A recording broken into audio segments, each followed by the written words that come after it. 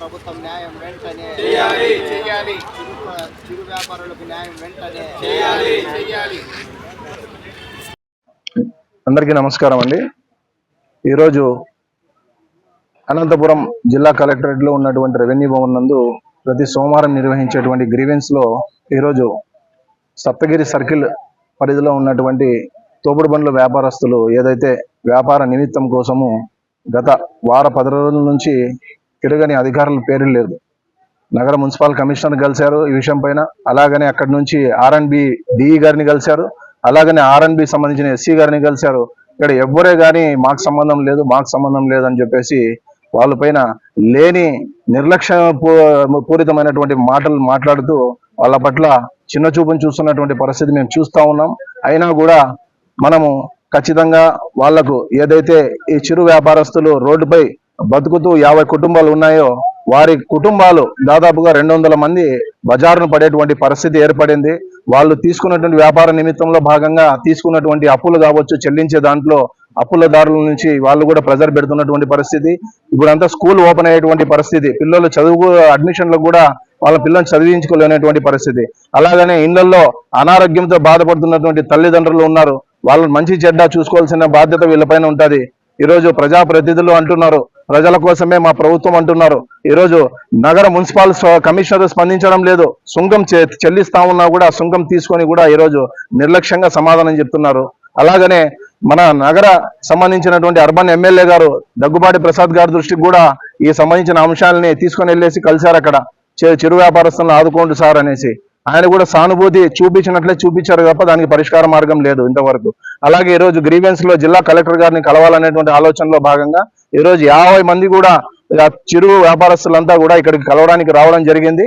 Collector గారు అందుబాటులో లేకుంటే డిఆర్ఓ గారిని కలిసి అక్కడ ఉన్నటువంటి వాస్తవ పరిస్థితిని అంతా కూడా కలెక్టర్ దృష్టికి తీసుకొని పోవడం జరిగింది.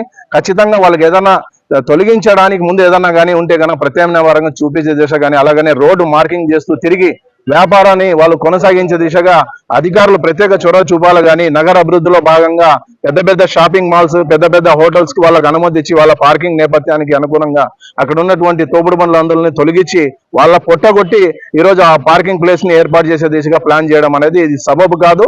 ఇలాగే ఉంటే కనుక ఖచ్చితంగా ఒక భవిష్యత్తు కార్యాచరణతో గట్టిగా బుద్ధి చెప్పే కార్యక్రమం అనేది చేపడతామనే విషయాన్ని తెలియజేసుకుంటూ త్వరగతిన వెంటనే ఈ యొక్క విషయం పైన ప్రజాప్రతినిధులు కానీ, ఎమ్మెల్యే గారు కానీ, కమిషనర్ కానీ, కలెక్టర్ గారు కానీ ఒక బాధ్యతాయుతంగా వీళ్ళపైన ఒక మానవతా దృక్పథంతో స్పందించి వీరి యొక్క వ్యాపారం కొనసాగించే దిశగా చర్యలు చేపడతారనేసి మేము కాంగ్రెస్ పార్టీ ద్వారా డిమాండ్ చేస్తా ఉన్నాం అనేసి తెలియజేస్తున్నాం. Thank you. అనంతపురం నగరంలోని మున్సిపల్ ఆఫీస్ పక్కన దాదాపు 20 నుంచి 25 సంవత్సరాలుగా అదే ఒక బతుకుదెరువు జీవనాధారంగా భావించుకొని తినుబండరాలు చిరు వ్యాపారులుగా జీవిస్తున్నటువంటి వారిని ఉన్న ఫలంగా మీరు ఇక్కడి నుంచి ఖాళీ చేసి వెళ్ళిపోండి అని చెప్పేసి వాళ్ళని అక్కడ లేకోకుండా చేస్తూ బండ్లని తొలగించడం అనేది ఎంతవరకు సమంజసం అని చెప్పి, మరి ఈ చిరు వ్యాపారస్తులకు న్యాయం జరగాలని, వీరు జీవనోపాధి కోల్పోకోకుండా వీళ్ళు బతుకుదెరువును ఆదుకోవాలని చెప్పేసి ఇప్పటికే మున్సిపల్ కమిషనర్ గారి దృష్టికి మరియు R&S గారికి అలాగే గౌరవ ఎమ్మెల్యే గారి దృష్టికి కూడా తీసుకువెళ్ళడం జరిగింది. మరి ఈరోజు PGRSలో జిల్లా కలెక్టర్ దృష్టికి కూడా ఇదే సమస్యను తీసుకుపోవడం జరుగుతుంది. మరి ఈ బాధితులు ఇప్పటికే వారం రోజులు గడుస్తుంటే వాళ్ళు చేసుకున్నటువంటి దినసరి అప్పులు తీర్చుకోలేక కుటుంబాలను ఎలా పోషించుకోవాలి, ఏ రకంగా బతకాలన్నటువంటి సందిగ్ధంలో ఉంటున్నటువంటి తరుణంలో వెంటనే ఈ చిరు వ్యాపారస్తులను ఆదుకోవాలని చెప్పేసి మేము అడగడం జరుగుతుంది. మరి జిల్లా కలెక్టర్ గారైనా, ఎమ్మెల్యే గారైనా, మున్సిపల్ కమిషనర్ గారైనా ఒకటే గమనించాలి. మీరు ఈ మధ్య కాలంలోనే ఇక్కడ అంటే ప్రజా నాయకులుగా మారడమో లేకుంటే ఉన్నత అధికారులుగా ఉండడమో జరుగుతుంది. వీళ్ళు 20 సంవత్సరాలుగా అక్కడ బతుకుతున్నారు. మరి అటువంటి వారికి అన్యాయం జరిగితే ఏ రకంగా వాళ్ళు ఇబ్బందులు ఎదుర్కొంటారనేది అందరికీ తెలిసిన విషయమే. మరి బండ్లు అక్కడ పెట్టుకోకపోవడం వల్ల వీళ్ళు చేసిన అప్పుల వాళ్ళు దినసరి కంతులు కట్టాలని చెప్పేసి ఇప్పటికే ఇబ్బందులు కూడా పెట్టడం జరుగుతుంది. మరి ఎవరికి చెప్పుకోవాలి వీళ్ళు బాధలు, వీళ్ళు ఇబ్బందులు అని చెప్పేసి ఓవైపు ప్రభుత్వ నాయకులకు, మరోవైపు జిల్లా ఉన్నతాధికారులని మేము అడుగుతున్నాం. మరి ఎవరు వీళ్ళకి న్యాయం చేస్తారు? ఏ రకంగా వీళ్ళు బతకాలనేది ఒక ప్రశ్నార్థకంగా మారిపోతుంది. మరి అధికారులు, నాయకులేమో చెప్పే విధంగా చూస్తే మీకు న్యాయం చేస్తాం, నిజంగానే మీరు చాలా కాలం నుంచి అక్కడ బతుకుతున్నారని చెప్పేసి సానుభూతి మాటలు మాట్లాడుతున్నారు తప్ప వీళ్ళకి ఎవరు న్యాయం చేసిందనేది కనిపించడం లేదు. మళ్ళీ వీళ్ళు కూడా అక్కడ ఈ 25 సంవత్సరాల కాలంగా ఊరికే బండ్లు పెట్టుకొని ఏం బతకలేదు. ప్రభుత్వానికి ఆదాయం చేకూర్చే విధంగా మున్సిపల్ అధికారులకి వాళ్ళు రోజువారీ పన్ను కూడా కట్టడం జరుగుతుంది. అంటే 10, 20, 50, 100 రూపాయల వరకు పన్ను కట్టే వాళ్ళు అక్కడ బండ్లు పెట్టుకొని జీవిస్తున్నారు. మరి వాళ్ళు పగులంతా అక్కడ ఏమన్నా ఉంటారా, లేదంటే ట్రాఫిక్కి ప్రజలకు ఏమన్నా ఇబ్బందికరంగా తయారైనారంటే అది లేదు. కేవలం సాయంత్రం 6 గంటల నుంచి 10 గంటల వరకే వాళ్ళు వ్యాపారం చేసుకొని వాళ్ళ కుటుంబాలను పోషించుకుంటున్నారు.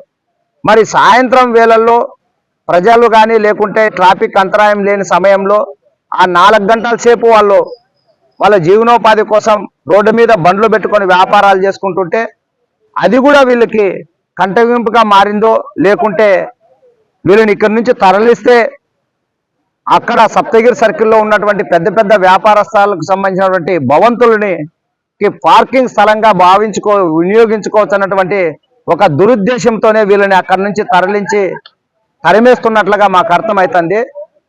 మరి అదే సప్తగిరి సర్కిల్లో ఉన్నటువంటి పెద్ద పెద్ద భవంతులు నిర్మించుకునేటప్పుడు వాళ్ళ పార్కింగ్ స్థలాన్ని కూడా వాళ్ళు ఏర్పాటు చేసుకోవాలనేది వాళ్ళకి తెలియదా?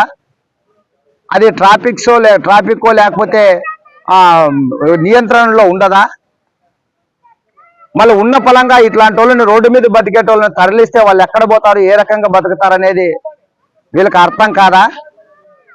ఖచ్చితంగా 25 సంవత్సరాలుగా ఎవరైతే అక్కడ బండ్లు పెట్టుకొని జీవిస్తున్నారో వాళ్ళు యథావిధిగా బండ్లు పెట్టే విధంగా ప్రభుత్వము కానీ లేకుంటే అధికారులు కానీ వీళ్ళు తొందరగా నిర్ణయం తీసుకొని వాళ్ళకి అక్కడ బతకదెరు కల్పించాలని చెప్పేసి మేము ఆ వ్యాపారస్తులకు అండగా నిలబడుతున్నాం. లేదంటే ఈరోజు అర్జీ ఇచ్చాం, రేపు ఈ బాధితులతో కలిసి చర్చించుకొని ఏ రకమైనటువంటి పోరాటాలు, ఏ రకమైనటువంటి ఆందోళనకు సిద్ధమవుతామో అది కొంత సమయం వేచి చూస్తాం. ఖచ్చితంగా ఎమ్మెల్యే గారైనా, ఎంపీ గారైనా, జిల్లా కలెక్టర్ గారైనా వాళ్ళ బండ్లు అక్కడే పెట్టుకొని జీవించడానికి అవకాశం కల్పిస్తారనేటువంటి ఆశ ఇంకా మాలో ఉంది. కాబట్టి మేము కేవలం వినతి పత్రాలు ఇస్తూ వాళ్ళని అడుక్కునే పనిలోనే ఉన్నాం. నిజంగా